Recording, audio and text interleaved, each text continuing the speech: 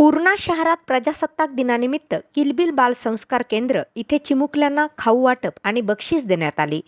यावेळी सौ स्मिता अमृतराज कदम आणि सौ कमल देवीदास उमाटे यांची प्रमुख उपस्थिती होती। प्रमुख पाहुणे म्हणून समगीर ढोणे, सुदाम सोलव तर संगीता गवळी, संध्या रुद्रवार, शीतल भुसारे, सखुताई, गीताताई, गंगाताई आदी उपस्थित होते। डॉक्टर बाबासाहेब आंबेडकर स्मारक हायस्कूल येथे मुख्याध्यापक सोपानराव भुसारे यांच्या हस्ते ध्वजारोहण करण्यात आले।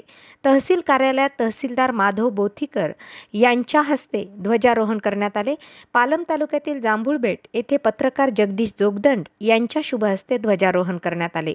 प्रजासत्ताक दिनानिमित्त देणं समाजाचं परिवाराच्या वतीने तहसील परिसरात वृक्षारोपण करण्यात आले।